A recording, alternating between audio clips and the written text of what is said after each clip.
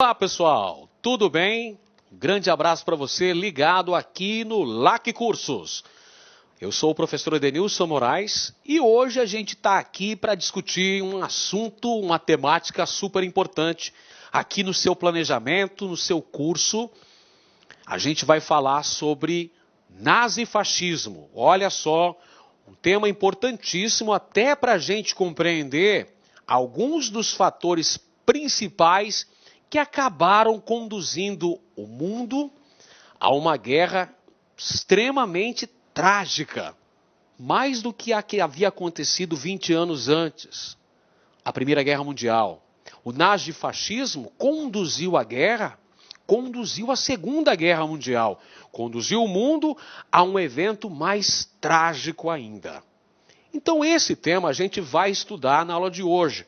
A gente vai entender quais foram as circunstâncias históricas que contribuíram, que acabaram ajudando no soerguimento desses regimes extremamente totalitários em vários países da Europa. Itália, Alemanha, Espanha, Portugal, e acabaram criando as condições fundamentais para a eclosão da Segunda Guerra Mundial, isso lá no ano de 1939.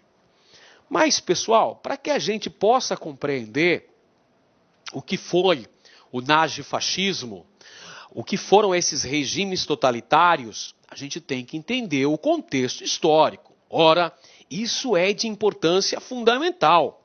Qual é o contexto histórico? É do período entre guerras. O que vem a ser o período entre guerras?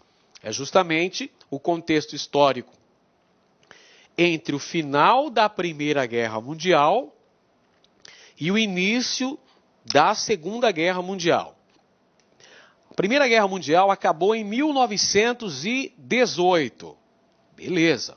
Então, o período que vai de 1919 até 1939, portanto, período de 20 anos, é chamado de período entre guerras. Durante o período entre guerras, pessoal, ocorrem fatos importantíssimos. Nós podemos dizer que a Segunda Guerra Mundial é um prolongamento da Primeira Guerra Mundial. As antigas rivalidades, os ódios existentes na Europa não foram sepultados definitivamente em 1918, quando acabou a Primeira Guerra Mundial, não. Esses ódios continuaram.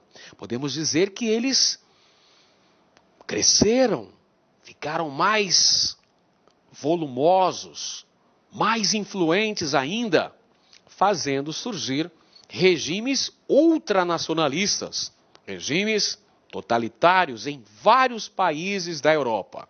Portanto, o que a gente tem nessa conjuntura? 1918, o fim da Primeira Guerra Mundial e o consequente desgaste econômico decorrente da Primeira Guerra Mundial. A Europa foi basicamente o palco da Primeira Guerra. Então, os principais combates travados na Primeira Guerra Mundial aconteceram no Velho Mundo, aconteceram na Europa. Portanto, ao final da Primeira Guerra Mundial, é claro que a Europa estava arrasada. Boa parte de seu poderio econômico estava abalado, pessoal. O parque industrial europeu semi-paralisado, em razão dos esforços empreendidos durante os 4 sangrentos anos de guerra. A Europa deixa de ser, basicamente, o centro do mundo, o principal centro econômico mundial. Há um declínio econômico da Europa, porque nesse contexto, quem é que vai ter uma grande ascensão econômica? São os Estados Unidos da América. Então, nós temos aqui um sucesso econômico dos Estados Unidos, um progresso econômico norte-americano. Os Estados Unidos entram na Primeira Guerra Mundial em 1917 como um país devedor da Europa. Porém, os Estados Unidos deixam a Primeira Guerra Mundial como grandes vitoriosos, são os grandes vencedores da Primeira Grande Guerra e tornam-se a principal potência capitalista. Os Estados Unidos vão fornecer financiamento para a reconstrução econômica da Europa. Os Estados Unidos passam a viver a fase do chamado American Way of Life, padrão de vida americano, consumismo. Os Estados Unidos vão ter anos de grande prosperidade econômica. Mas a Europa, pessoal, a Europa abalada pelos efeitos da Primeira Guerra Mundial, com acentuação dos problemas socioeconômicos, inflação, desemprego, descrença no futuro, descrença no próprio Estado liberal europeu. O contexto não era nem um pouco favorável. No final da década de 1920, no ano de 1929, para sermos mais exatos ainda, ocorre o crash da Bolsa de Valores de Nova York, a quebra da Bolsa de Valores de Nova York, que mergulha inicialmente os Estados Unidos e, por extensão, todos os países capitalistas do mundo, abalados pela chamada Grande Depressão. A Grande Depressão foi a crise decorrente da quebra da Bolsa de Nova York. Portanto, o início dos anos 30 são marcados por inflação elevada, desemprego, uma série de carências, uma série de problemas sociais que os europeus tiveram que lidar. Os Estados Unidos também, né? Os Estados Unidos são o epicentro da crise de 29. Mas essa crise acaba numa espécie de reação em cadeia, atingindo todas as economias capitalistas do mundo. A Europa, nesse contexto também, viveu o enfraquecimento de seu poder colonial, explorando territórios na África, na Ásia. Esse poderio imperialista europeu foi seriamente abalado por conta dos efeitos nefastos da Primeira Guerra Mundial, das dívidas enormes que os países europeus tiveram decorrentes da Primeira Guerra Mundial.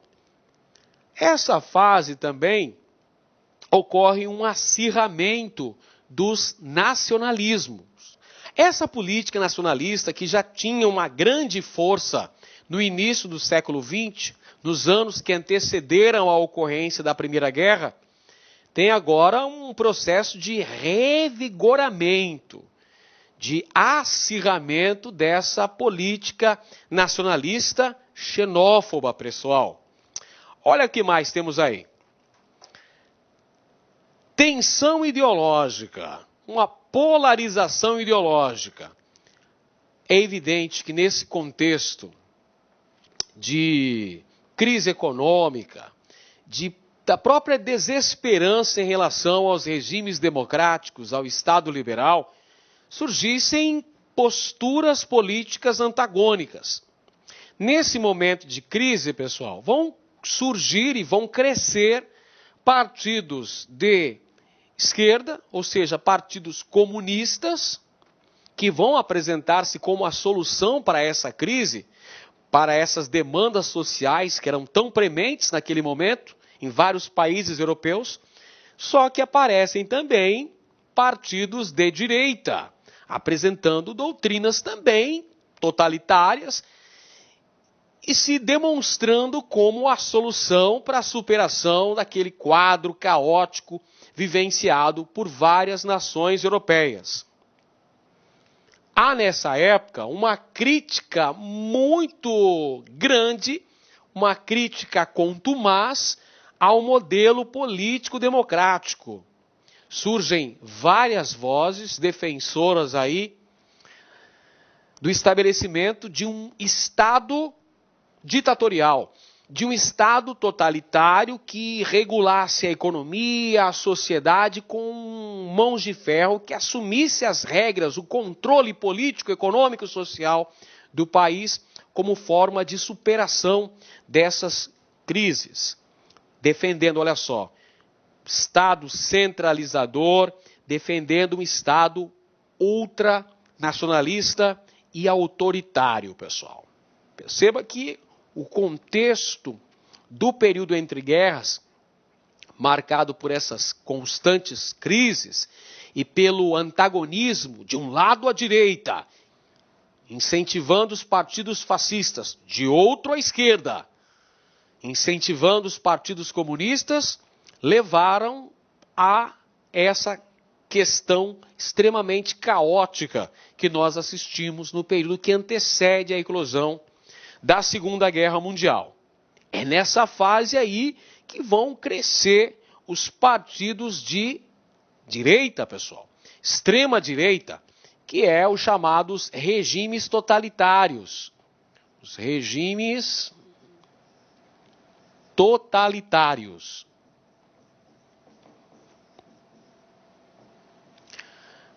No caso aí, o nazismo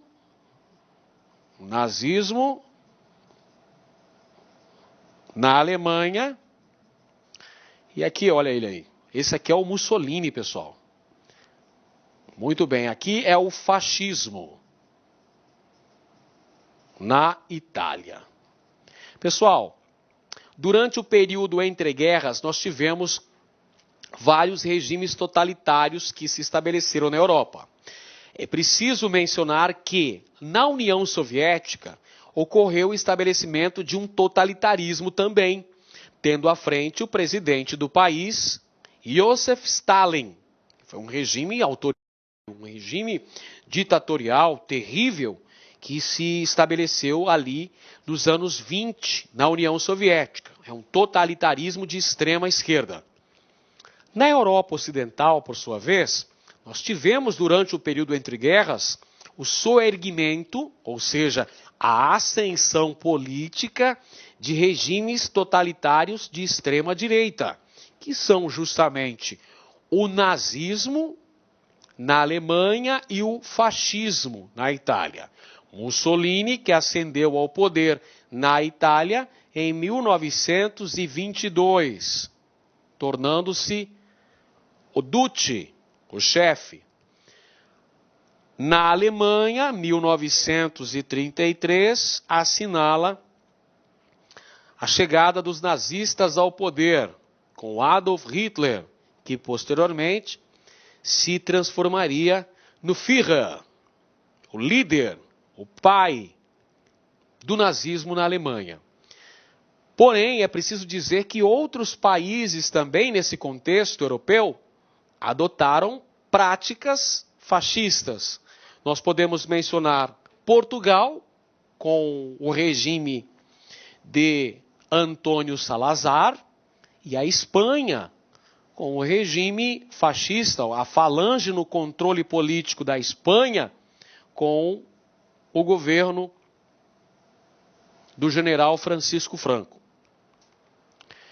Vamos entender então como é que aconteceu a ascensão do fascismo na Itália. Eis aí Benito Mussolini, o grande líder do partido fascista italiano. Bom, como antecedentes importantes para se compreender a chegada dos fascistas ao poder da Itália, a gente tem que analisar a crise decorrente da Primeira Guerra Mundial naquele país.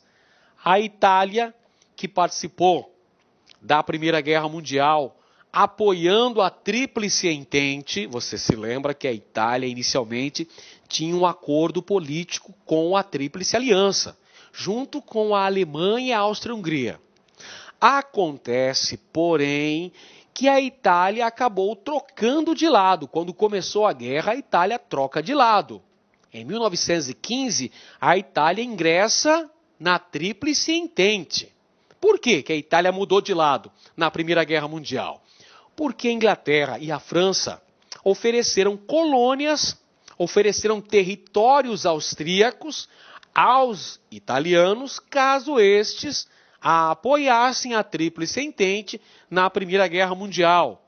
E a Itália assim o fez, pessoal. A Itália mobilizou um gigantesco exército, gastou muita grana na Primeira Guerra Mundial e no final do processo não recebeu as recompensas territoriais que haviam sido prometidas pelos países da Entente.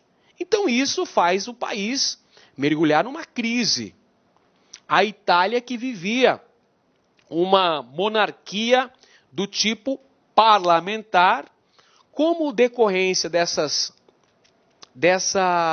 não recompensação na Primeira Guerra Mundial, a Itália acabou acumulando pesadas dívidas, o que por sua vez levou o país à bancarrota, aumentou de maneira exponencial o número de pessoas desempregadas na Itália, a inflação elevadíssima, a situação econômica e social do país não era nem um pouco agradável. E dentro desse contexto, crise econômica, desemprego, inflação, descrédito no governo, os partidos de oposição começam a ganhar corpo, começam a ter um grande crescimento eleitoral. Isso vai acontecer com o Partido Comunista Italiano, que começa a ganhar várias cadeiras no legislativo daquele país. Só que ao mesmo tempo em que a esquerda crescia, os partidos ditos socialistas começam a crescer na Itália, justamente aproveitando esse campo fértil que era a situação caótica da economia e da sociedade italiana naquele contexto histórico. Os partidos de direita também começam a se organizar.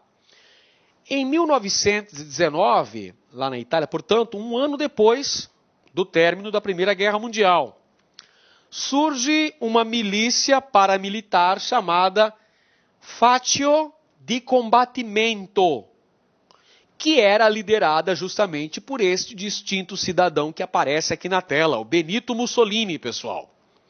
Esse grupo começava a perseguir elementos da esquerda italiana. Socialistas, social-democratas, anarquistas, começam a ser perseguidos. Este grupo começa a fazer atos de violência contra a esquerda italiana. Surgem daí os famosos camisas negras de Mussolini. Camisas negras. Negro simbolizando o luto pela Itália, que empreendeu uma força muito grande, uma extrema força na Primeira Guerra Mundial e não conseguiu colher os frutos desejados, fazendo com que o país mergulhasse numa profunda crise. Então aí, olha só, surgindo um grupo de extrema-direita, os camisas negras, que vão passar a defender a bandeira do fascismo.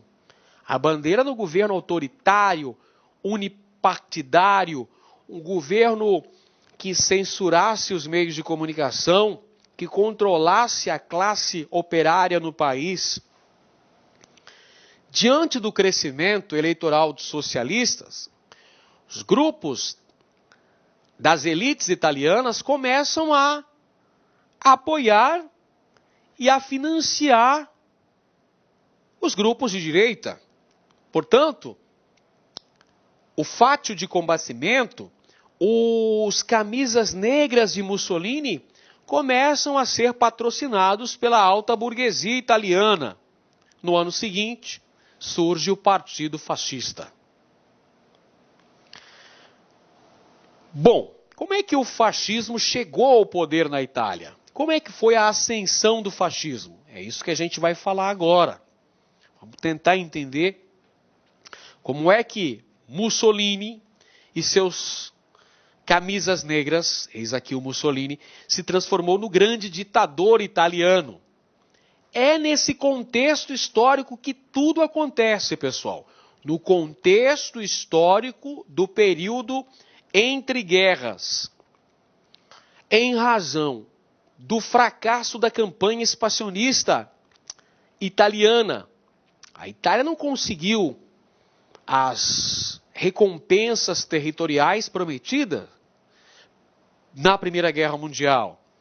O país mergulhou em crise econômica, desemprego, inflação, estagnação da sua economia. Isso acaba levando o país a uma grande instabilidade política, ao descrédito por parte da sociedade italiana. Olá, meus amigos, minhas amigas, sou o professor Luiz Antônio de Carvalho, estou aqui para fazer um convite muito especial para você que acabou de assistir a aula aí, um pedaço de uma aula demonstrativa do nosso professor do Lá Concursos. Nós aqui do Lá Concursos preparamos um super curso online, ponto a ponto do edital e super atualizado para o concurso da PM de São Paulo 2017, com um investimento com o melhor custo-benefício da internet, apenas 10 parcelas de R$ 25, você vai ter o nosso curso completo, são mais de 210 videoaulas exclusivas para você, com professores top de linha e principalmente com um projeto pedagógico diferenciado chamado de Personal Coach.